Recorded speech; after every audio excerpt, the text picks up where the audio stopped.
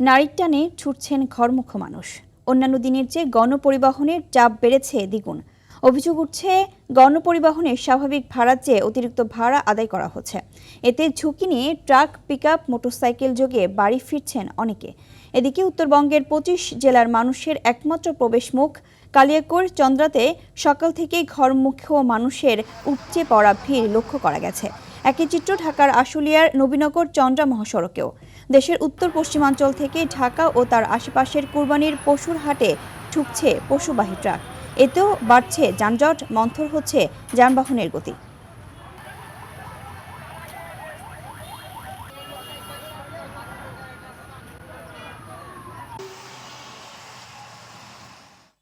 দর্শক, ঈদে ঘরমুখো মানুষের বাড়ি ফেরার আরও খবর জানাতে আশুলিয়া থেকে সরাসরি যুক্ত হচ্ছেন সহকর্মী ওমর ফারুক।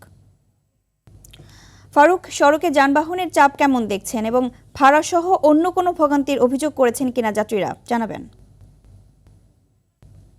এবার আপনাকে ধন্যবাদ। আপনাকে জানিয়ে রাখি, ঈদ যতই ঘনিয়ে আসছে, শিল্পাঞ্চল আশুলিয়া নবীনগর চন্দ্রা মহাসড়কে কিন্তু যাত্রী এবং যানবাহনের চাপ ক্রমেই বৃদ্ধি পাচ্ছে। আমরা সকাল থেকে দেখেছি শিল্পাঞ্চল আশুলিয়া নবীনগর চন্দ্রা মহাসড়কের যে বাস স্ট্যান্ডগুলো রয়েছে সেখানে কিন্তু সকাল থেকে যাত্রীর চাপ বৃদ্ধি পেয়েছে এবং সেই সাথে কিন্তু গণপরিবহনের যেটি চাপ রয়েছে সেটি কিন্তু এই মহাসড়কে বৃদ্ধি পেয়েছে।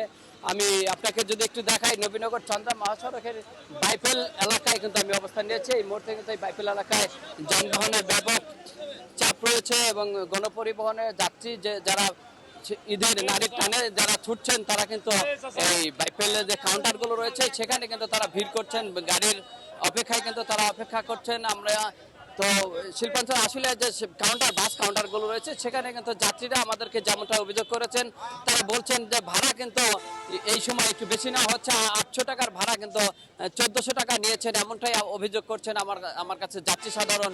তো শিল্পাঞ্চল আসলে দুপুরের পরে কিন্তু ৮০% গার্মেন্টস ছুটি হবেন এবং এরপরে কিন্তু এই মহাসড়কে কিন্তু একটি ভয়াবহ যানজটের আশঙ্কা প্রকাশ করছেন এই ঘর ফেরা যাত্রী সাধারণ। তো শিল্পাঞ্চল আশুলিয়া থেকে যাত্রী ঈদ যাত্রা নিয়ে আমার কাছে এই ছিল সর্বশেষ। ইভা,